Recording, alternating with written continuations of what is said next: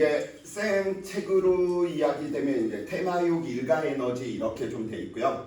보통 교과서에서는 역학적 에너지 또는 역학적 에너지 보존으로 이렇게 있는데 쌤은 좀 차별화 두기 위해서 좀 일가 에너지라고 하는 내용으로 이렇게 좀 구성을 해놨고, 결국은 일가 에너지를 이해한다. 또 다른 표현이 역학적 에너지 보존이라고 하는 말하고 똑같은 말이기 때문에 같은 표현이다라고 이렇게 좀 이야기해 주시면 좋을 것 같아요.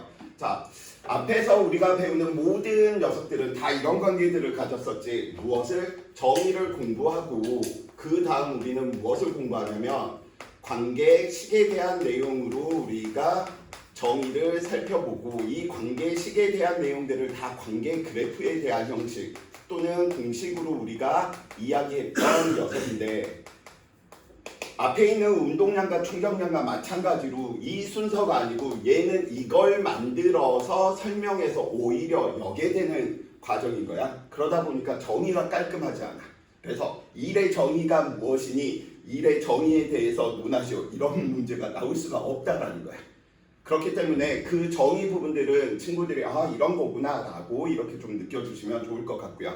자, 그러면 하나하나씩 좀 살펴봐 봅시다. 우리 A라고 하는 물체는 무엇을? 질량을 가지고 있고요. 질량을 가지고 있다는 사실은 결국은 무엇을 가지고 있는 거야? 에너지를 가지고 있구나 라고 우리는 이야기해 놓을 수 있겠지. 그럼 B라고 하는 물체도 모든 물체들은 다 무엇을 가지고 있으니까? 질량을 가지고 있으니까 B 물체에도 에너지를 가지고 있겠네. 그런데 어느 순간 살펴보니까 A가 가지고 있던 에너지가 B로 다음과 같이 에너지가 뭐 하는 거야? 이동하더래. 또는 전환되더라 라고 이야기를 하더래. 그래서 이러한 과정들을 살펴보다 보니까 물리에서 깨지지 않는 네 가지 법칙 중 하나인 에너지 보존 법칙이 벌써 여기에서 우리는 설명이 되는 거죠. 왜? A가 가지고 있었던 에너지와 B가 가지고 있었던 이 에너지의 총합이나 아니면 에너지가 이동해 갔기 때문에 A는 에너지가 감소했을 테고요. B는 에너지가 증가했을 텐데, 에너지가 증가하건 감소하건 저들의 총량은 항상 뭐하구나? 일정하구나. A는 에너지가 감소했지만 그만큼 B한테 에너지를 주었기 때문에 A와 B를 다시 다 더한다라고 이야기를 한다면 전과 후의 에너지가 같다. 에너지 보존의 법칙으로 우리가 이야기해 놓을 수 있을 테고요. 계속해서 살펴보다 보니까 그럼 어떻게 하면 우리는 에너지를 이동했다라고 과학적으로 물리적으로 이야기를 할까라고 만들어낸 개념이, 이 에너지의 이동 전환을 설명하기 위해서 만들어낸 개념이 무슨 개념인 거야? 일이다라고 하는 개념을 만들어버린 거지. 그래서 우리가 일상생활에서 쓰는 일하고 전혀 다른 논리로서 있는데 우리는 보통 일상생활하고 마구마구 섞어서 이야기하는 것 뿐인 것이고요. 그래서 이 일에 대한 내용들을 이야기하다 보니까 어떻게 하면 에너지의 크기가 같아야 되고 얘는 감소해야 되고 얘는 증가해야 되네, 이러한 부분들을 이야기하기 위해서 첫 번째, 크기가 같다, 작용 반작용에 의해서 저 일이다 라고 하는 녀석을 힘을 가지고 정의를 하면 되지 않을까 라고 생각을 하게 되었고요. 그 다음 얼마만큼 에너지를 많이 이동해야 되지? 그러면 힘이 작용한 거리만큼으로 이렇게 표현을 하자라고 우리가 정의를 해놓고 나서 그러면 너는 에너지가 감소해야 되고 너는 증가해야 되네? 그래서 너는 일을 했다라고 이렇게 좀 표현하고 너는 일을 받았다라고 이렇게 표현하면 되지 않을까? 일 받으면 에너지가 증가하고요. 일을 하게 되면 에너지가 뭐 하는구나? 감소하는구나. 근데 여기에 있는 이 논리는 연력학에서 이제 반대가 돼버려. 일을 받으면 에너지가 증가한다. 그래서 우리가 플러스 보호를 쓰거든. 근데 연력학에서는 일을 했다를 플러스로 에너지는 감소했지만. 그래서 그 부분만 친구들이 좀 유의해 주시면 좋을 것 같고요. 그래서 했고 받았고, 그래서 너 일이다 라고 하는 이 녀석 워크로 우리가 좀 이야기를 하다 보면 얘는 어차피 같을 수밖에 없으니까 그럼 너만 작용 반작용에 의해서 이야기해 주시면 되겠네. 일 받았다라고 이야기하는 녀석은 힘의 방향과 누가 힘이 이동한 방향이 뭐였을 때 같게 되면 일 받았다라고 표현을 해버리고, 일을 했다라고 하는 녀석은 힘과 힘의 이동 방향이 반대가 돼버리면 180도가 돼버리면 일을 해서 에너지가 감소했다라고 표현하면 되겠네. 말로 이야기하니까 너무 복잡해지는 거야, 이 과정들이. 그래서 언어를 좀 더 줄일 수 없을까? 그래서 수학을 들여다보니까 수학에서 벡터의 내적이라고 하는 녀석이 있네. 그래서 우리는 벡터의 내적을 이용해서 다음과 같이 이를 정의하게 되는 거죠. 힘과 힘의 이동 거리에다가 힘과 힘의 이동 방향이 이루는 코사인 값으로 이야기를 해주시면 되겠구나. 왜? 2를 받았다. 힘의 방향과 이동 방향이 같았다는 건 코사인 얼마로 취급하면 될 테니까 0으로 취급해서 너 플러스 1로 이야기해 주실 테고요. 너는 코사인 180도 서로 반대 방향이니까 마이너스 1로 되면 너는 2를 해서 에너지가 감소했고 너는 그만큼 2를 받아서 에너지가 증가했구나 라고 우리는 이야기해 놓을 수 있게 되겠죠. 그래서 1이다 라고 이야기하는 이 녀석을 우리는 벡터의 내적인데 벡터의 내적을 물어볼 까닭성은 거의 없고요. 다음과 같이 방향 가지고 노는 문제인데 딱 3개만 우리가 기억해 주시면 되는 거지. 0도, 180도, 끼케야 얼마만큼? 코사인 90도 정도까지만 친구들이 이야기해 주시면 될 것 같습니다. 자, 그래서 첫 번째 지금 물체에 힘을 주어 이동시켰을 때 물체에 가해질 물리량 뭔가 정의가 탐탁지 않아. 정의 안 물어보겠다는 거야. 그래서 이런 부분들은 에너지를 주고받을 때 만들어낸 개념이구나. 이 정도 이야기해 주시면 될 테고요. 정의에서 우리가 좀 이끌어낸다라고 한다면 굳이 이야기한다라고 한다면 힘의 단위 뉴턴을 쓰고 이동거리 뉴턴미터이다 보니까 너는 누구구나? 줄이라고 하는 단위를 쓰는구나. 그렇기 때문에 에너지도 같은 단위인 줄을 쓰다 보니까 일과 에너지는 서로 전환될 수 있게끔 설명하는 내용이구나. 이렇게 이야기해 놓으시면 되겠습니다. 자, 그래서 가장 중요한 우리는 일의 지금 관계에 대한 내용들 이야기할 텐데 이런 부분들은 힘과 거리 이용해 놓고 나머지는 뭐 하면 되는 거야? 방향 보고 플러스인지 마이너스인지만 우리가 넣어버리면 되겠다라고 이야기를 해 놓으시면 되겠죠. 그래서 첫 번째 일에 대한 정의 부분들 관계식 이야기를 해 놓고요. 관계식과 정의 부분들을 우리 다 이야기했네. 그러면 누구에 대한 이야기 해야 되겠어? 관계 그래프에 대한 내용들 이야기 들어가 주셔야 되겠죠. 그래서 그 관계 그래프에 대한 내용들 살펴보다 보니까 쌤이 물리 수업하면서 가장 많이 하는 내용 중 하나가 통일성과 대칭성이다. 항상 그렇게 이야기하죠. 앞에서 배웠던 내용에서 우리가 무엇이 있었는지 살펴보다 보니까 그래? 우리는 힘이다. 알자 힘에다가 시간을 가했더니 그 물리량을 우리는 충격량이다 라고 배웠고요. 이 충격량은 7글자로 우리가 운동량의 변화량이다 라고 이야기를 한 거지. 똑같이 대응시켜서 만들어 두는 거야. 그러면 여기 우리는 알자 힘이다 라고 이야기하는 녀석에다가 일에 대한 정의 때문에 거리를 곱하게 되었을 때 우리는 일에 대한 정의로 얼마? W로 이렇게 이야기한다면 우리는 유추할 수 있겠지. 무엇이건 물리는 무조건 통일성, 대칭성 때문에 하나만 있고 하나는 없고 그런 건 원하지 않아.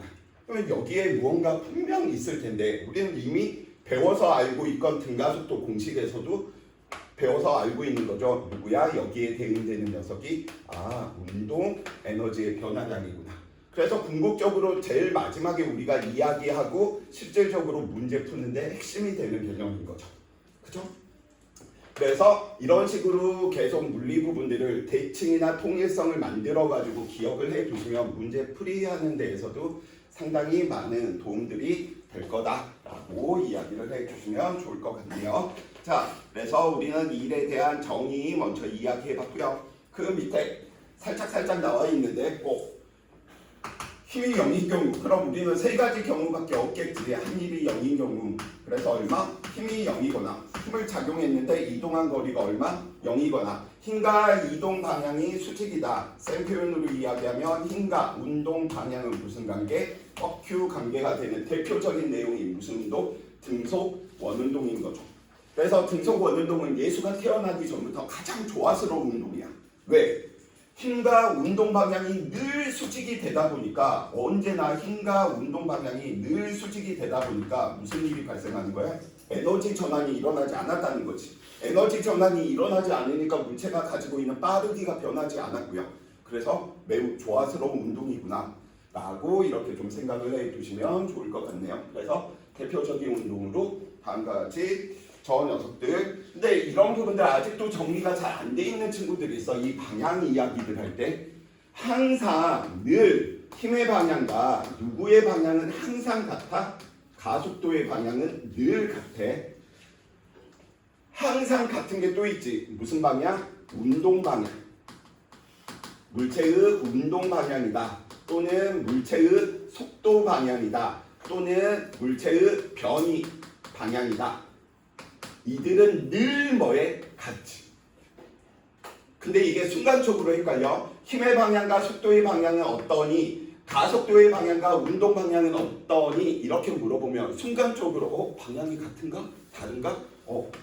조심만 해주시면 돼. 이들은 늘 같고 이들도 늘 같은데 이 두 개는 늘 같지는 않다. 같을 수도 있고 다를 수도 있다. 라고 하는 사실 꼭 좀 머릿속에 같이 좀 정리해 주시기 바라겠습니다. 조종. 자, 그러면 이제 우리가 세 번째 이제 해야 될 관계 그래프에 대한 내용들이 이제 들어가겠죠. 자, 관계 그래프에 대한 내용들 이야기 한번 해봅시다. 그래서 물리는 다 여기에 걸려.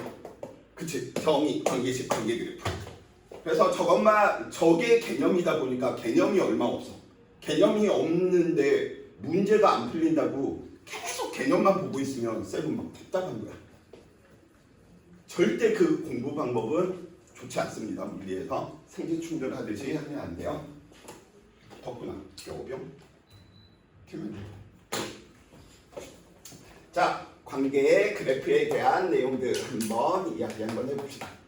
그래서 우리는 이 관계 그래프도 앞에서 BT 그래프, ST 그래프, AT 그래프 가지고 놀듯이 FT 그래프, PT 그래프 가지고 놀듯이 이번에는 FS 그래프 가지고 놀겠다라고 이야기해 두는 녀석인 거죠. 그래서 우리가 가장 많이 보는 FS 그래프, 흰 거리 그래프에서 등가속도 운동이 교육 과정이다 보니까 가장 많이 보는 관점이 다음과 같이 산소 형태로 나오는 녀석일 텐데 FS 그래프에서 우리가 의미하는 이 녀석이 누가 되겠구나. 앞에서 배운 대로 우리는 한 일이구나. 근데 여기에서도 주의점이 있죠. 이 녀석이 힘인지 아니면 힘의 크기를 나타내는지 이 부분은 꼭 확인하고 넘어가 주셔야 돼. 크기로 나와져 있으면 방향을 그 조건마다 다르게 해석해야 된다는 소린 거죠. 그쵸? 그래서 다음과 같이 첫 번째 유형, 두 번째 유형 우리가 뒤에서 단진동에서 많이 보게 될 내용인 거죠. 힘과 거리가 어떻게 다음과 같이 1차로 비례하는 형태. 그래서 탄성력에서 에너지들을 주고받을 때 한 일의 크기들이 거의 대부분 여기에 걸릴 것이고요. 그래서 이때 부분들 우리는 이야기하다 보니까 힘과 이동거리인데 대표적인 예로 우리가 머릿속에 넣는다면 탄성력이 그 대표적인 케이스구나. 그래서 용수철을 통해서 주고받는 일은 힘이 일정하지 않다 보니까 계산할 때 얘처럼 계산하면 안 된다는 소린 거지. 그래서 다음처럼 어떻게 평균임 우리 잡아서 더해서 절반. 등가속도 운동에서 평균 속도 이야기하듯이 마찬가지입니다. 너 평균. 그래서 너 한 일의 양은 평균 힘에다가 이야기해 주셔도 되겠구나 라고 이야기해 주시면 될 테고요. FT 그래프에서는 곡선 유형들이 많이 나올 텐데 FS 그래프에서는 곡선 유형이 거의 안 나올 거랍니다. 여기에 대한 내용이 순수하게 그냥 뭐 할 테니까 적분으로 계산하는 형태가 될 테니까요. 그래서 아마도 제일 안 보게 되는 형태는 이 형태일 것이다 라고 이야기를 해 놓으시면 되겠습니다. 자, 그래서 우리는 다시 한번 대칭으로 이야기하면 무슨 그래프? FT 그래프일 때도 계속 강조했었죠. 이 F가 방향까지 넣어진 건지 아니면 힘의 크기만 넣어진 건지 꼭 좀 확인을 해 주셔야 되고요. 그래서 FT 그래프에서 충격량이 운동량의 변화량이다. 이런 식으로 확장시키면 안 된다라고 했어. 운동량의 변화량은 항상 누구에 의하니? 알짜 힘에 의한 힘만 살펴보는 것이니까 그래서 다음과 같이 우리 FT 그래프에서 이 녀석이 충격량 이야기했던 부분하고 매치시켜서 이 녀석이 운동량의 변화량이네 너 알짜 힘이다 라고 이야기한다면 아직 언급하지 않았지만 얘도 무언가 의미하겠구나 이렇게 계속 대칭 형태로 머릿속에 넣어두시기 바랍니다. 그래서 쌤이 지금 교재 일부러 좀 FT 그래프 쌤 얘와 얘의 차이는 뭐예요? 알짜 힘 시간 그래프인지 아니면 그냥 힘 시간 그래프인지에 따라서 문제에서 물어보는 게 다르다라는 거 꼭 좀 머릿속에 넣어주시기 바라겠습니다. 자, 그러면 알짜 힘이 한 일 우리 이제 이 세 번째 한번 이야기 한번 해봅시다. 자, 저 세 번째 알짜 힘이 한 일을 구하는 방법에는 크게 두 가지 방법이 있습니다. 그래서 저 두 가지 방법인데 그냥 대표적인 예시로 한번 이야기 한번 해볼까요? 쌤, 왜 얘는 그림이 없어요? 그림 그리려면 머니가 필요한데요. 그림 하나, 생물 그림 같은 경우에서는 진짜 그림 한 컷 일러스트한테 맡겨가지고 그리면 한 2,000원에서 4,000원? 그림 하나다. 물리 같은 경우에는 좀 싸. 복잡하지 않으니까. 한 500원에서 1,000원. 근데 그걸 한두 개 해주세요. 해주겠니? 안 해주다 보니까 구글에서 막 찾으려고 해도 내 마음에 드는 그림이 없으면 그냥 빈칸으로 놔둡니다. 자, 그러면 다음과 같이 저 세 번째에 대한 예시 이렇게 좀 이야기 한번 해봅시다. 지금 이 알짜 힘이 아닌 자 다음과 같이 어떠한 물체에 뭐 2kg짜리 물체 우리 한번 이야기 한번 해볼까요? 오른쪽에 다음과 같이 10N으로 힘이 작용하고 있었고요. 왼쪽으로 5N의 힘이 작용하고 있었고요. 그 다음에 오른쪽으로 다른 힘 뭐 하나 더 이야기 한번 해볼까? 5N의 힘이 재미없으니까 8N의 힘이 작용하고 있었대. 그래서 이 물체가 이렇게 세 개의 힘이 작용하고 있었는데 이 녀석이 몇 미터 이동했냐면 2미터 이동했대. 그러면 2미터 이동하는 동안 이 물체의 한 일을 구해라 라고 이제 이야기를 하게 되겠죠. 그럼 아무런 표현 없이 한 일 구해라 라고 이야기한다면 알짜 힘이 한 일일 테고요. 그래서 첫 번째 우리는 알짜 힘이 한 일을 이야기하다 보니까 알짜 힘이 한 일 바로 구하겠다. 물체한테 작용하는 모든 알짜 힘을 구해서 뭐 하는 거야? 거리를 곱하시면 되겠지. 그래서 알짜 힘을 이 경우에 살펴보다 보니까 18, 이 녀석 얼마만큼? 13만큼이네요. 그래서 너 알짜 힘이 오른쪽 방향으로 얼마가 되겠구나? 13N만큼 되겠구나. 그래서 이 녀석을 우리는 어떻게 13에다가 2를 곱하고 나서 코사인에 대한 내용은 나중에 갖다 붙이셔도 돼. 알짜 힘의 방향 오른쪽인데 이 녀석도 오른쪽이네요. 그래서 둘이 이루는 각이 0도니까 코사인 0도겠네요. 얼마? 플러스 값을 가지겠네. 이렇게 구하는 방법이죠. 그 다음에 두 번째 방법. 이 방법은 각각의 힘들이 하는 일을 다 뭐하겠다? 구하겠다라는 거죠. 그래서 두 번째 방법으로 우리는 저 녀석들을 구해보니까 첫 번째 하나, 둘, 세 개가 한 걸 각각에 대해서 다 뭐하겠다? 구하겠다. 구해서 뭐하자? 더하자. 그래서 첫 번째의 경우 오른쪽으로 10인데 오른쪽으로 2m 같네요. 그래서 첫 번째 10N이 한 일은 얼마만큼? 플러스 20줄만큼. 두 번째 녀석 살펴보니까 8N의 힘이 오른쪽으로 2m만큼 이동했네요. 얼마만큼? 16줄만큼. 세 번째 살펴보니까 왼쪽 방향, 만약에 방향을 제일 나중에 해도 돼. 5 곱하기 2에서 얘 10이 나왔어. 그리고 나서 얘는 왼쪽, 얘는 오른쪽이네. 반대네. 반대면 마이너스. 이렇게 들어가시면 되겠죠. 그래서 그 결과는 뭐 할 수밖에 없어? 같을 수밖에 없겠지. 물체는 플러스 26줄을 받았구나. 2를 받았구나. 물체나 에너지가 증가했다는 거야. 얘도 알짜 힘으로 구할 때도 얼마만큼? 플러스 26줄로 우리 바로 구할 수 있지. 자, 누구한테 물어보지? 친구 이름 뭐였었지? 동현? 도연? 도연이는 이 두 가지 방법 중에서 첫 번째 방법과 두 번째 방법, 첫 번째 방법과 두 번째 방법 중에 일가 에너지, 역학적 에너지 보존의 문제를 풀 때 뭐가 더 유용하다라고 느껴져? 1번, 2번. 1번? 리나는 1번과 2번 중에 1번? 준혁이는? 이거 좀 짰어?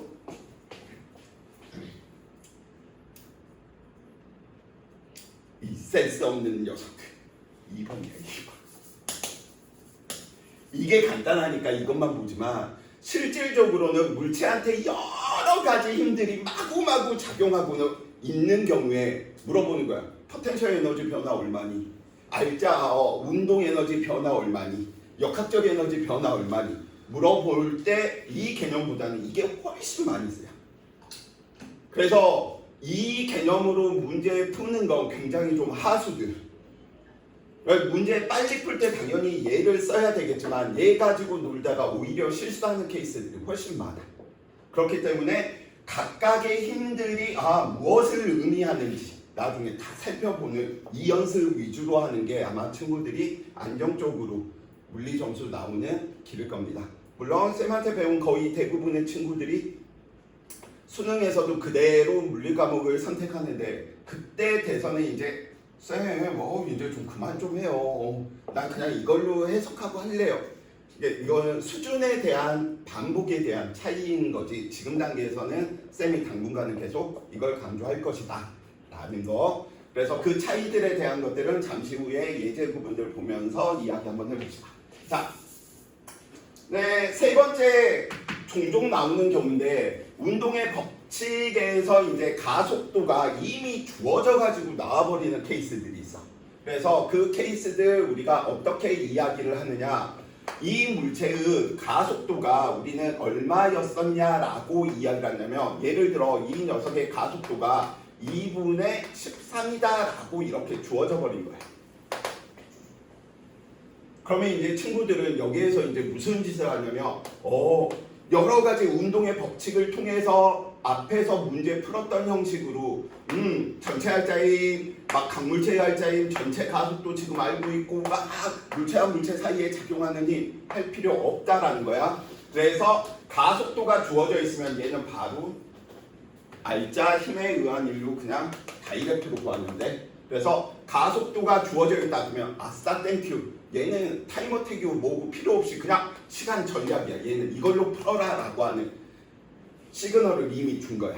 그래서 가속도가 주어져 있는데 일에 대해서 묻고 있어, 에너지에 대해서 묻고 있어. 그러면 누구? 얘로 다이렉트로. 왜? 질량만 뭐 하면 될 테니까, 곱하면 될 테니까, 그치? 거리하고. 그래서 크게 두 가지 방법이 있다라는 거 머릿속에 좀 넣어주시기 바라겠습니다. 자, 계속해서 살펴봐 봅시다. 예제 1번.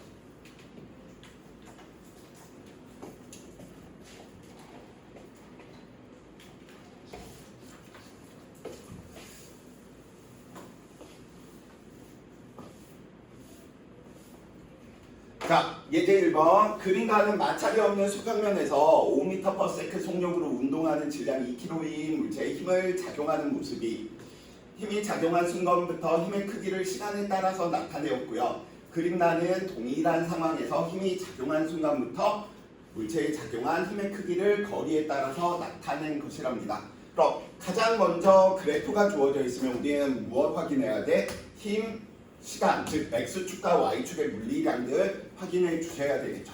그래서 0에서 4초 동안 힘이 물체에 준 충격량의 크기 살펴보다 보니까 힘 시간 그래프네요. 여기 있는 이 면적이 무엇을 의미하겠구나? 충격량을 의미하겠구나. 그래서 그 충격량의 크기가 우리는 얼마만큼?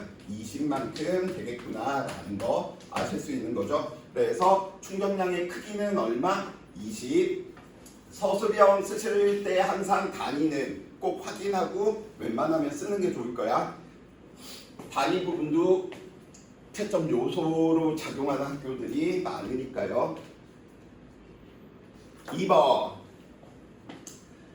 가에서 4초인 순간 물체의 속력 이야기해 놓고 있네. 그럼 작용하는 힘이 오로지 이 힘밖에 없었으니까 뭐 올리니까 저게 모양이 이상해지는구나. 다시 총. 자, 그래서 우리는 살펴보니까 이 힘밖에 없네. 그래서 이게 결국은 알자 힘을 의미할 테니까 알자 힘의 충격량이 누구야? 운동량의 변화량일 테고요.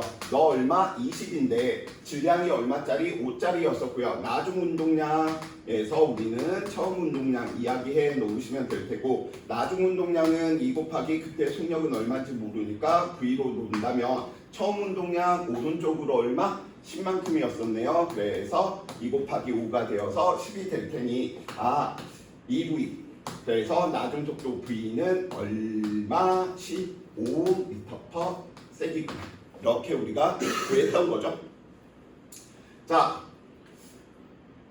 한번 번외로 물어봅시다. 4초 동안 이 녀석이 간 거리 얼마일까요? 가에서 4초 동안 이 물체가 간 거리는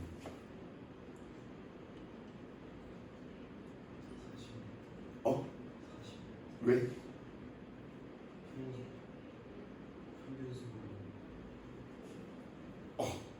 그래서 물어봤어. 오늘 다 낚이네요. 자, 이제 친구들이 이거 어떻게 이야기하냐면 쌤, 그럼 간 거리 물어본 거야. 지금 4초 동안 간 거리. 그러면 얘 이렇게 될 테니까 이 녀석은 처음에 속도가 5였었고요. 나중에는 얼마만큼? 15였었고 이 녀석이 4니까 다이렉트로 지금 이제 10의 속력으로 얘 얼마만큼? 40m요. 이렇게 구하면 틀려버려. 왜? 얘는 힘이 일정한 거고 얘는 힘이 시간에 따라서 달라지고 있는 거지. 커지고 있는 거지. 그럼 얘는 이 그래프가 아니고 4초 동안 그려진다라고 이야기한다면 이 녀석은 어떻게 그려져야 돼? 이렇게 그려져야 돼. 왜냐면 시간에 따라서 힘이 커진다는 건 시간에 따라서 가속도가 커진다는 소린 거죠.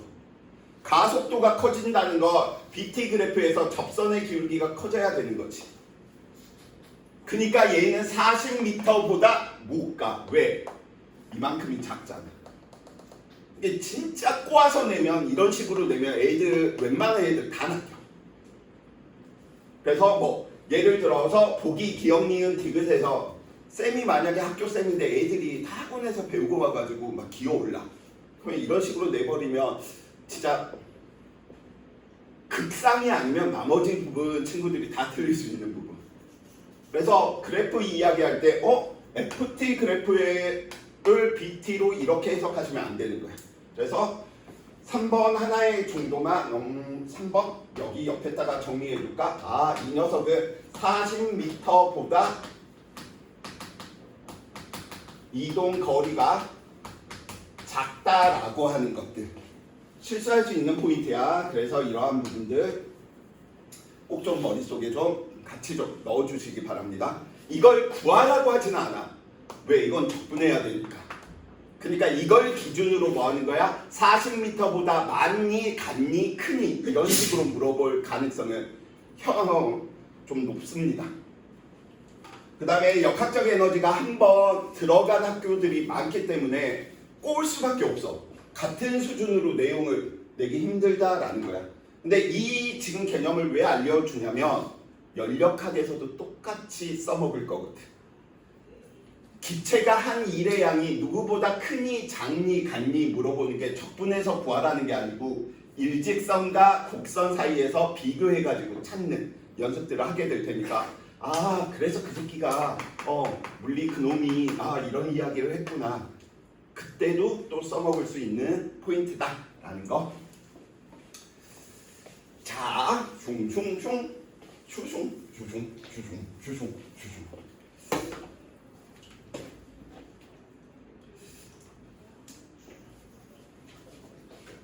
왜냐면 여기에서 하는 이야기지만 그 앞에 있는 친구들, 월요일반 친구들한테 쌤이 이 문제 냈다가 애들도 다 방금 이렇게 풀었어. 그래서 순간적으로 쌤도 이 새끼들 봐라. 안 알려주고 그냥 넘어갔어. 비밀이야. 자,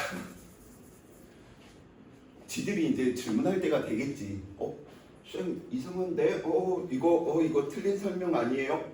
야 1등급 맞았으면 그런 거 찾아내야 되는 거 아니야? 한번 실험 한번 해볼라.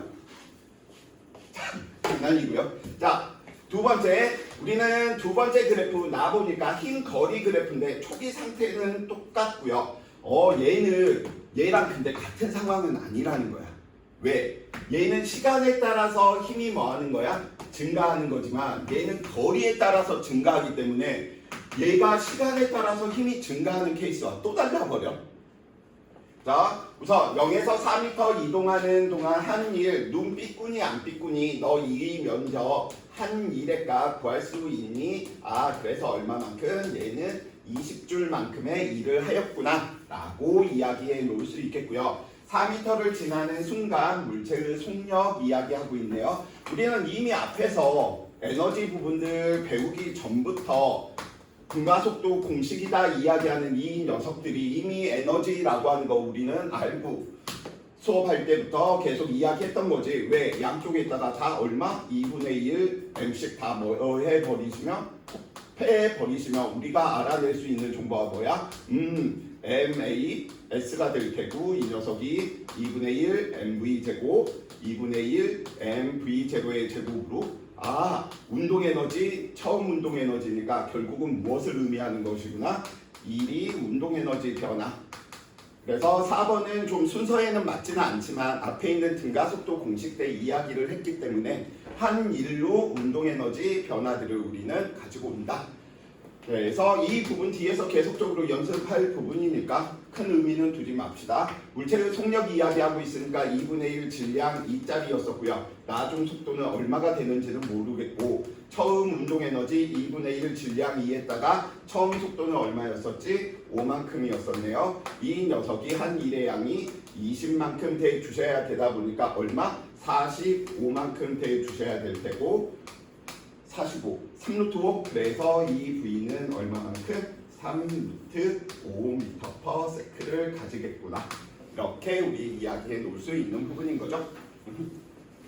자, 그래서 예제 1번 이야기했고요. 자, 예제 2번.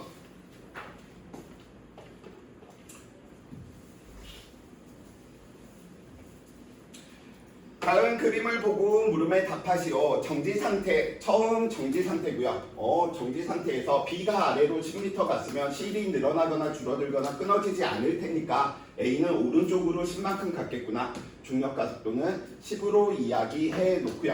자, 그러면 우선 A에 작용하는 녀석부터 한번 이야기를 할 텐데 왜 이쪽 부분에 친구들이 어렵냐라고 느끼냐면 종합선물 세트로 앞에서 배웠던 내용들을 다 써먹게 나오니까 보기, 기억, 니은, 디귿 이러한 부분들이 모든 다 앞에 있는 내용이고요. 두 가지 버전이 있었죠. 하나는 전체 버전으로 이야기할 때는 우리 전체 알자인 전체 가속도 강물체 알자인 물체와 물체 사이에 작용하는 힘으로 구했었고요. 개별로 문제 보실 때는 뉴턴의 운동 방정식을 세워서 연립해가지고 푸는 방법이었었죠. 자, 이 녀석 우리는 그냥 이번에 전체로 문제 풀어볼까요? 전체로 문제 푸니까 전체 알자인 살펴보니까 너 아래쪽으로 얼마만큼? 20N만큼 이미 표현되어 있네. 마찰력이 얼마? 10N이다 보니까 둘은 무슨 방향? 반대 방향인 거지. 그 정도 룰에가 있으면 그냥 펼치면 방향이 반대다라고 하는 거 알 수 있을 테니까 그래서 알자 힘의 크기가 얼마만큼? 10N이고요. 방향 항상 이야기해 주시면 알자 힘의 방향은 다음과 같은 무슨 방향? 시계 방향으로 형성되겠네요. 두 번째, 전체 가속도 살펴보니까 전체 가속도는 질량이 5짜리인 녀석이 알자 힘을 10만큼 받고 있으니 얼마가 되겠어? 초당 2m/s씩 빨라지는 가속도가 될 테고요. 세 번째, 강물체의 알자인 전체 가속도는 부분 가속도와 같을 테니 2kg짜리가 2의 가속도가 아래쪽으로 생겼으니 2 곱하기 2 4m 3 곱하기 2 그래서 우리는 6뉴턴. 근데 이건 순서는 지킬 필요 없다라고 했었지. 10뉴턴인데 3대 2야. 그럼 질량 B로 나눠 먹으니까 10을 3대 2로 나눠 먹어서 바로 6, 4 이렇게 가셔도 상관은 없습니다. 자, 네 번째 물체와 물체 사이에 작용하는 힘 살펴보다 보니까 장력은 항상 실의 중심 방향으로 나타날 테고요. 더했더니 아래쪽으로 사네. 장력 얼마구나? 16이구나. 동일한 줄이기 때문에 장력의 크기는 똑같아야 되겠지. 16이겠죠? 두 개 더하니까 얼마? 오른쪽으로 6이구나. 다 맞는 내용들. 이 방법이 싫으신 친구들은 연립방정식, 운동방정식을 세워서 연립방정식으로 문제 풀어도 상관없습니다. 자, 그럼 A에 나타나는 이제 녀석한테 이야기 한번 해봅시다. A 녀석. A한테 나타나는 모든 힘들 이야기 지금 해주셔야 되다 보니까 왼쪽으로 10뉴턴이 작용하고 있네. 오른쪽으로 장력 얼마만큼? 16뉴턴이 작용하고 있고요. 아래쪽으로 중력이 얼마만큼? 아래쪽으로 중력이 30만큼 작용하고 있는데 이 중력 연직 방향 성분으로는 운동이 안 일어난다는 거 알자 힘이 0인 거죠. 그래서 바닥이 물체를 떠받치는 힘, 수직 항력이 얼마만큼? 30만큼 되겠구나 라고 이야기해 놓을 수 있겠고 운동 방향은 다음과 같이 이렇게 나타나고 있네요. 자, 10m 이동을 했다라고 이야기했으니까 각각의 케이스 다 이야기 한번 해볼까요? 장력이 한 일 살펴보니까 연습하실 겸 16 곱하기 10인데 방향이 같네. 플러스 얼마? 160줄. 두 번째, 우리는 마찰력이 한 일 살펴보다 보니까 마찰력이 한 일은 10 곱하기 10인의 100인데 이 녀석이 방향이 반대네요. 마이너스. 그 다음 살펴보다 보니까 중력이 한 일 살펴보면 중력이 한 일 30에다가 10만큼 같네요. 그런데 이 녀석은 몇 도? 90도가 돼버리는 거지. 코사인 90도니까 이 녀석은 한 일이 0줄이겠구나. 마찬가지로 수직 항력 역시 한 일은 0줄이 돼버리겠지. 왜? 방향이 90도가 될 테니까. 그래서 뭐 크게 어려운 부분들은 아니고요. 앞에 배웠던 일에 대한 정의를 다시 한번 우리가 배우는 거죠. 자, B 녀석한테 나타나는 녀석들 살펴보다 보니까 B 녀석, B한테 나타나는 힘은 두 개가 있겠네요. 아래쪽으로 중력 20만큼, 위쪽으로 얼마? 장력 16만큼. 일부러 알짜 힘이 한 일로 안 구하고 있어. 이렇게 계속 나누어서 구하는 것들이 연습을 지금 친구들이 좀 많이 해주셔야 된다. 자, 그래서 중력이 한 일 살펴보다 보니까 이 중력이 한 일 20이고요. 10m 이동했대요. 그런데 아래쪽으로 10m 이동했으니까 방향 같네. 플러스 200줄이 될 테고 장력이 한 일 이 녀석 살펴보니까 얼마? 16 곱하기 10이 될 텐데 방향이 반대네요. 마이너스 들어가면 되겠구나 라고 이야기해 주시면 될 테고 이미 센스 있는 친구들은 이런 부분들이 이제 눈에 보이는 거지.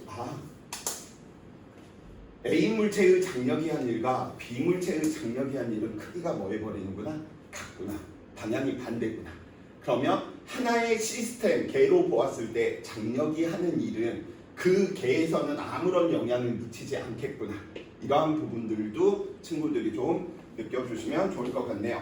자, AB에 작용한 알짜 힘이 한 일 다 더하면 되지. 0, 0, 그래서 너 얼마만큼? 60줄. A 60줄. 그 다음에 B 녀석 살펴보니까 B 녀석 200, 160 빼줘야 되네. 얼마? 40줄. 이야기해 주시면 되겠고요.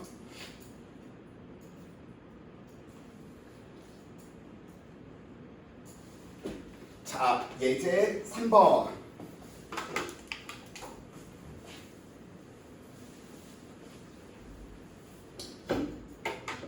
그림과는 마찰이 없는 수평면에 정지해 있던 질량 2kg의 물체의 수평 방향으로 F1, F2가 서로 반대 방향이래요. 그림과는 가에서 물체에 작용하는 힘의 크기를 이동 거리에 따라서 나타냈구나라고 이야기해 놓을 수 있고요. 그래서 이런 문제들 같은 경우에 포인트가 여기 있는 거지. 힘의 크기를 알려주는 거고 방향은 우리가 직접 적용을 뭐 해주셔야 돼? 시켜주셔야 되겠다. 물체의 이동거리가 5m가 되는 순간 물체의 한일은 F1이 한일을 살펴보다 보니까 W1이다라고 이야기 한번 해볼까? 이 녀석은 0에서 2초 동안 얼마만큼? 20인데 플러스 20만큼이죠. 왜? 힘의 방향과 이동 방향이 뭐 할 테니까? 같을 테니까요. 두 번째 살펴보다 보니까 두 번째 5로 줄어들었네. 그 다음에 이동거리 이제 3만큼 나오니까 이 녀석은 얼마? 플러스 15만큼이니 너가 한 일은 얼마? 35줄만큼이 됐구나. 그런데 나 같은 경우는 이동 방향과 반대 방향으로 있는 거죠. F1, F2가 서로 반대다라고 이야기했기 때문에 W2, F2가 5m 이동하는 동안 한 일의 양은 여기에 있네요. 그래서 산수 계산만 조심해 주시면 돼. 15인데 누구? 마이너스 15라는 사실이겠죠. 그래서 그래프에서 크기로 있는 건지 아니면 그냥 힘만 있는 건지 꼭 살펴봐 주셔야 돼. 그래서 물체한테 힘이 한 일, 아무런 표현이 없으니까 알짜 힘이 한 일일 테고요. 두 개의 힘을 더해서 우리는 살펴보다 보니까 얼마만큼? 플러스 20줄만큼 알짜 힘이 한 일이구나. 이렇게 이야기해 주시면 될 것 같습니다.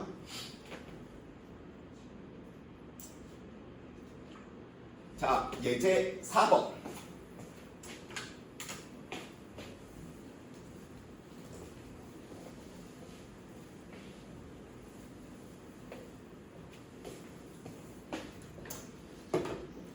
그림은 물체 AB를 실로 연결 후 가만히 놓았더니 가속도가 3분의 2지래. B가 아래쪽으로 운동한다. 얘는 전체적인 운동 방향이 무슨 방향이구나? 시계 방향으로 운동하겠구나. 4m 이동하고 있는 모습을 나타낸 것이고요. 부름에 답해보자입니다. 질량의 B는 몇 대 몇이니? 라고 이야기해 놓고 있네요. 그럼 어쩔 수 없는 거죠. 너의 질량을 스몰 m이다, 너의 질량을 라지 m이다 라고 이야기한다면 마찰과 공기저항 무시한다 라고 이야기했으니 첫 번째, 전체 알짜임 살펴보니까 아래쪽으로 작용하는 이 녀석 라지 mg밖에 없네요. 그래서 알짜힘 라지 mg고요. 우리는 하나의 덩어리로 살펴봐 버리니까 그러면 전체 가속도 전체 질량은 스몰 m 플러스 얼마만큼? 라지 m이겠네. 그런데 이 녀석이 얼마래? 3분의 2g의 가속도를 가지고 있다라고 했기 때문에 이 녀석이 2, 이 녀석이 1, 이 녀석이 2, 이 녀석이 2 되면 3분의 2가 나오겠네요. 그래서 너의 질량이 얼마였었구나. 너는 2m짜리였었다면 너는 얼마의 질량이었었구나. m이었었구나. 이렇게 알아내는 거죠. 앞에서 배웠던 운동의 법칙을 이용하는 거지. 자, 그래서 A와 B의 질량의 B는 몇 대 몇? 1대 2. 두 번째, A와 B의 물체에 작용하는 알짜 힘이 한 1의 B라고 이야기했으니까 봐봐. 알짜 힘이 한 1이고요. 누구야? 가속도 주어져 있네. 그러면 이걸 더 막 들어가서 할 필요 없이 얘는 다이렉트로 A의 알짜 힘이 한 1. A의 질량 얼마? M. A의 가속도 얼마? 3분의 2G. 이게 뭐야? 알짜 힘일 테고요. 이 방향으로 오른쪽 방향으로 4m 이동했으니까 이 녀석은 이만큼이겠네. 그래서 계산하니까 얼마? 3분의 8mg만큼의 일을 한 거죠.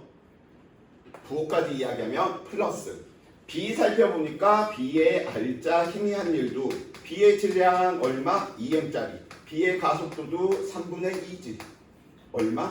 4m만큼 이동했으니 아래쪽으로 알짜 힘인데 아래쪽으로 이동했네. 플러스 3분의 2, 4, 16 mg만큼이다. 그래서 가속도 나와 있으면 바로 알짜 힘이 한 일로 구해보자 라고 이렇게 이야기를 해주시면 좋을 것 같습니다. 아마도 단진동 부분들이 좀 들어가지면 친구들이 이런 거지. 이제 물리 집어 던지고 싶지. 이제 이런 부분들이 느껴질 것이고요. 지금은 좀 반복하는 부분이다 보니까 좀 수월할 거야. 자, 두 번째. 우리 일에 대한 정의, 일에 대한 관계식, 일에 대한 관계 그래프에 대한 내용들이 이제 이야기했으니까 힘들이 여러 가지 힘들이 있을 텐데 그 중에서 가장 우리가 좀 연습을 좀 많이 해 주셔야 될 부분이 중력인 거죠. 그래서 중력이 한 일 다시 한번 이야기 한번 해봅시다. 자, 공기저항 마찰을 무시하고 질량이 m이고요. 중력 가속도가 g인 공간, 즉 아래쪽으로 이 녀석은 mg만큼의 힘을 받고 있었는데 다음처럼 높이 h인 공간에서 이동한다라고 한번 이야기를 한번 해봅시다. 그럼 첫 번째 케이스에서 우리는 살펴보다 보니까 떨어진 높이 h다라고 이야기한다면 h만큼 떨어지는 동안 중력이 한 일 우리 한번 구해보자네. 중력이 한 일 구하니까 힘의 방향, 이동 방향이 같네. 플러스 얼마? mg h만큼. 중력이 한 일이 얼마가 되겠구나? 플러스 mg h만큼 되겠구나. 두 번째, 이번에는 높이는 똑같아. 높이는 똑같은데 공기저항 마찰을 무시하고요. 이 녀석이 빗면을 따라 내려와서 여기까지 이렇게 이동한대. h, 빗면의 이동 거리 s, 그 다음에 여기에 있는 값 우리 세타, 그 다음에 여기에 있는 값 우리 수직. 왜? 자, 그러면 두 번째, 이 녀석이 중력이 한 일을 우리는 계산을 해보니까 이 녀석이 아래쪽으로 이렇게 지금 내려오고 있는 거야. 근데 이 녀석은 작용하는 힘이 얘네요. 그래서 일에 대한 정의로 그러면 중력이 한 일 구해보니까 이 중력이 한 일, 중력의 크기 얼마만큼? mg. 이 중력은 얼마만큼 이동한 거야? s만큼 이동했네요. 근데 우리 이 뒤에 방향이 얘는 0이나 180도가 아니지. 그러니까 우리는 이 녀석을 이제 뭐라고 이야기해야 돼? 코사인 값을 써줘야 되겠구나. 근데 그 코사인 값이 얘가 아니고 얘인 거죠. 힘의 방향과 힘의 이동 방향이 이루는 게 정의에서 나타난 부분이니까요. 그래서 우리는 코사인 알파 이렇게 쓰는 거죠. 근데 코사인 알파 이 삼각형으로 살펴보면 코사인 값은 빗변분의 밑변이니까 이게 코사인 값이겠네요. 그래서 이 코사인 값이 얼마? S분의 H고요. 그래서 너가 한 일도 얼마가 되는구나? mg H만큼 되는구나. 자, 세 번째 케이스, 이 케이스인 거죠. 자, 다음과 같은 저 케이스에서 이번에는 빗면이 아니고 곡면인 거야. 그래서 이렇게 곡면에 대한 내용들 이야기 한번 해보자고요. 근데 이것도 마찬가지로 곡면이라고 해서 달라지는 게 아니고 빗면의 연속인데 빗면의 기울기가 계속해서 달라지고 있는 것 뿐인 거죠. 그렇기 때문에 여기 있던 이 녀석이 여기까지 이렇게 오는 동안 중력이 한 일 마찬가지로 계산하더라도 얘는 얼마가 되더라? 플러스 mg h만큼 되더라. 그래서 이런 부분들이 이제 빗면이 연속해서 달라지는 게 곡면이구나. 결국은 적분으로 구한다는 건데 그걸 물어보겠다는 건 아니야. 물리 1이 됐건 2가 됐건. 이번에는 마지막 케이스인 거죠. 이런 케이스 쭉. 자, 이런 케이스다 보니까 우리는 다음처럼 여기 있는 녀석이 여기까지 오게 되더라도 얘도 곡면이 다음과 같이 달라지는 거죠. 빗면의 기울기가. 그래서 중력이 한 일 또 계산하면 이 녀석도 얼마만큼? 플러스 mgh. 그래서 가장 중요한 정보는 중력이 한 일은 경로하고는 아무런 상관이 없구나. 경로와 무관하구나. 떨어진 연직 높이 차만 같다면 한 일이 다 뭐 할 수밖에 없구나. 같을 수밖에 없구나 라고 하는 걸 느껴주시는 게 가장 좋은 방법입니다. 그래서 무조건 중력은 어떤 경로가 됐건 높이가 같아버리면 한 일이 뭐하구나? 같구나. 자, 좀만 더 들어가서 한번 이야기 한번 해봅시다. 이 녀석들 우리가 이렇게 이야기하는데 바닥에 도달할 때 속도는 누가 제일 크겠어? 1번 케이스, 2번 케이스, 3번 케이스, 4번 케이스. 중학교 3학년 과정으로 생각해도 알 수 있는 내용이죠. 뭐가 제일 커?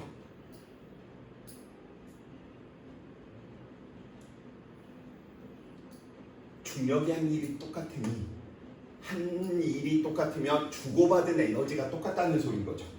주고받은 에너지가 같으니까 바닥에서 운동 에너지도 다 같아야 돼. 바닥에서 운동 에너지가 같은데 질량 다 지금 동일한 상황이니까 속도도 뭐 해야 돼? 같아야 돼. 그래서 이런 부분을 이렇게도 이제 표현한다면 얘 1번 케이스, 얘 2번 케이스, 얘 3번 케이스, 얘 4번 케이스. 아까 쌤이 FT 그래프에서 이동거리 물어보는 거하고 똑같은 거야. 처음과 마지막 점은 같은데 그 중간에 이동한 거리들만 물어보면 머리가 아프잖아.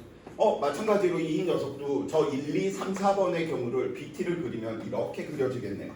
1번 얘는 가속도가 제일 커. 중력 가속도 G가. 이게 1번 케이스야.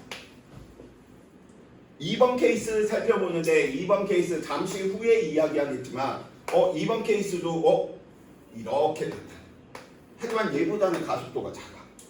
3번 케이스 살펴보니까 3번 케이스는 빗면의 기울기가 계속해서 뭐하는구나 커지는구나. 빗면의 기울기가 커진다는 건 가속도가 커진다는 소리니까 3번은 이런 형태로 나타나.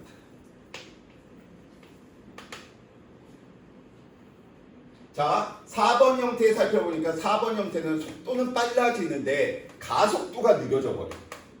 왜? 기울기가 뭐하고 있으니까 줄어들고 있었으니까요. 그쵸? 그러다 보니까 이 녀석이 이제 무슨 형태로? 이런 형태로 이런 식으로 나타나는 거죠. 자, 그러다 보니까 이 녀석은 이렇게 놔두고 누가 제일 도착하는 시간이 빠를지 느릴지 우리는 뭐 할 수 있다? 비교할 수 있다. 근데 이 네 번째 케이스는 쌤이 개략적으로 그려둔 거야. 그래서 친구들 재미있는 정보 중 하나가 여기 있는 거죠. 이 자연현상에서 많이 보는 녀석입니다. 혹시 사이클로이드 곡선이라고 하는 용어를 들어본 적이 있어? 보통은 요즘은 극좌표를 친구들이 안 배우는구나 수학 과정에서. 사이클로이드 곡선 이런 거 한 번도 안 들어봤어? 자, 여기에 독수리가 있었고요. 독수리가 몽몽 있었고 여기 밑에 맛있는 쥐가 있었답니다. 마우스가 있었어. 그럼 독수리가 쥐를 잡을 때 이렇게 날아갈까 아니면 요렇게 날아갈까 아니면 이렇게 날아갈까? 어느 색? 파란색, 하얀색, 빨간색.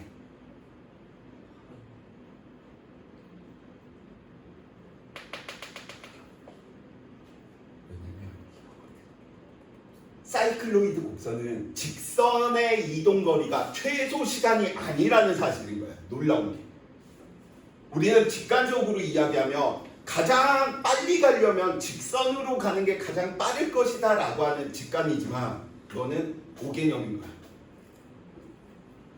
공기 저항까지 다 고려하면 모든 게 다 사이클로이드가 최소 시간이 되는.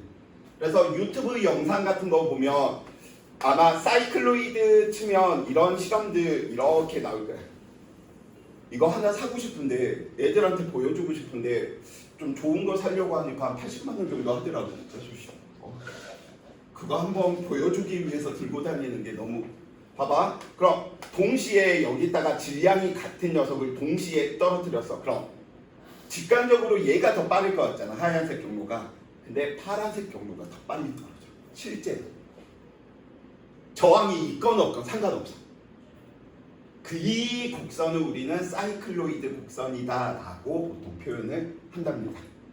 그래서 이 사이클로이드 곡선 뭐 쉬어가는 부분이니까 조금만 더 이야기를 하면 이런 모양 혹시 많이 보지 않냐? 우리나라 건축 구조에서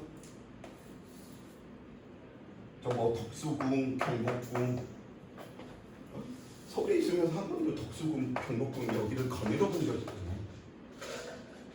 그걸 왜 가? 열심히 옆에 춤추고 술 마시고 다니겠죠. 그쵸? 클럽 다녀야지. 누가 여기 이 곡선인 거야? 사이클로이드 곡선. 그 처마들 이렇게 궁들 이렇게 있는 게. 그러면 좀만 더 들어가 볼까? 왜 굳이 우리나라는 사이클로이드도 모르면서 왜 이렇게 곡선으로 만들었을까? 직선으로 안 만든다. 직선으로 만드는 게 훨씬 편하지 않을까?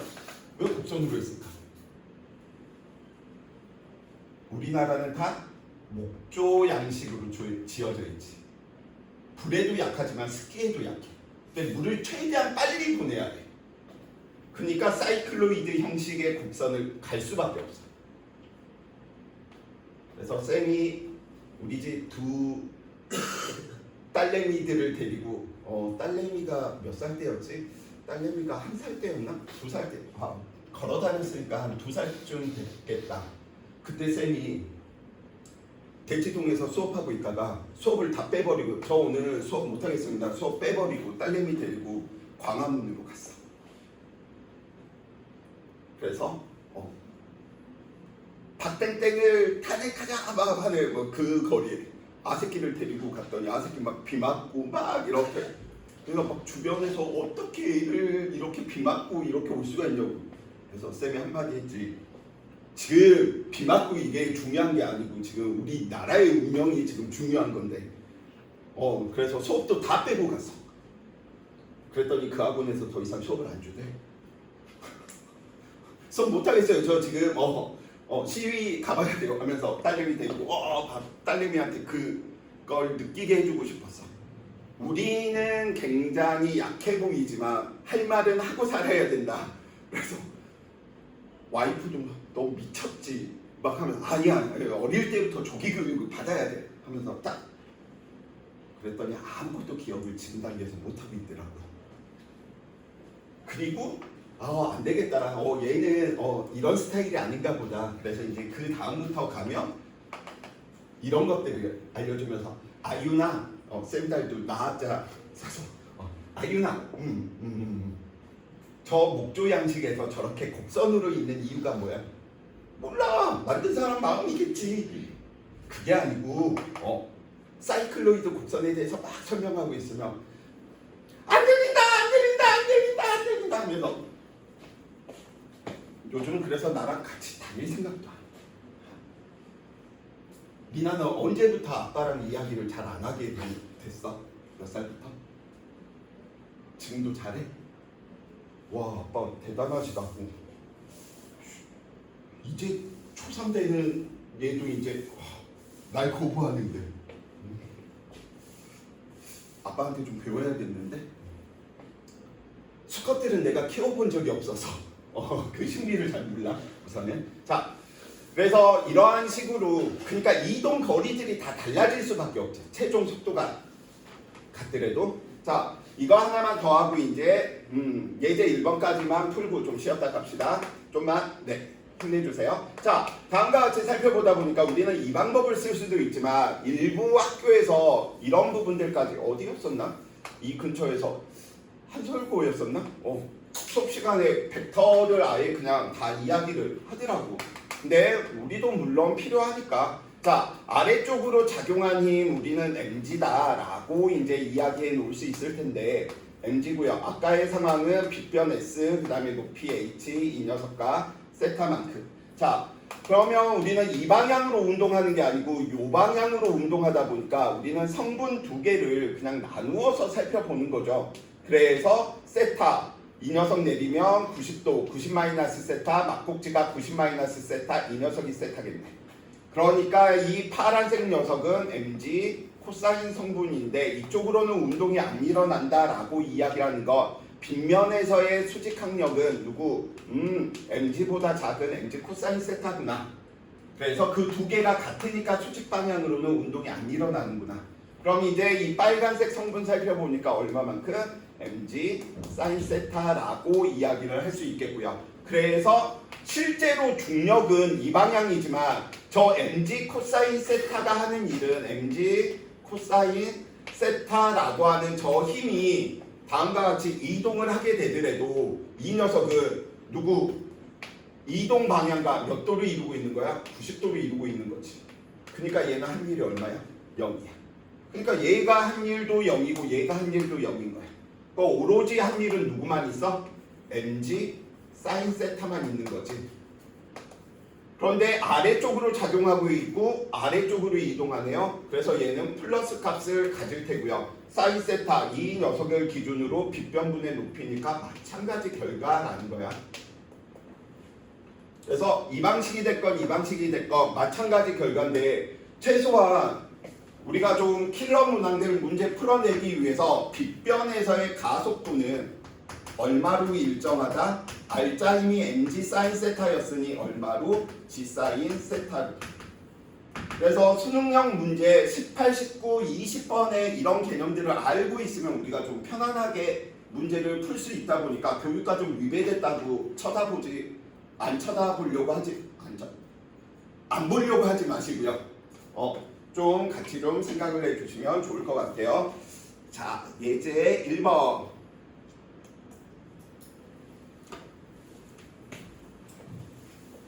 슝슝슝슝. 그림은 처음에 뭐에 있대요? 정지에 있었고요. 질량이 같은 두 물체, 질량 같았고 같은 높이에서 지면까지 운동하는데 A는 자유낙하, B는 마찰 없는 빗면을 따라서 뭐한다? 내려간답니다. 자, A의 가속도는 얼마? G일 테고요. B의 가속도는 얼마? G 사인 세타만큼이겠다. 그래서 가속도는 누가 더 크다? A가 B보다 크겠죠. 기준선 P를 지날 때 속력을 살펴보면 이때 중력이 한 일이나 이때 중력이 한 일은 뭐에 경로에 무관하기 때문에 한 일의 값이 같아버렸지. 전환되는 에너지가 같았다는 소린 거죠. 그렇기 때문에 속력은 A와 B가 같아져야 될 테니까 니은번 틀렸을 테고요. 지면에 도달할 때까지 중력이 한 일은 경로에 무관하다라고 이야기를 했기 때문에 누구 맞는 말이 되겠죠. 그래서 정답은 기억 뒤으시고요. 잠시 쉬었다가 이어서 진행하도록 하겠습니다.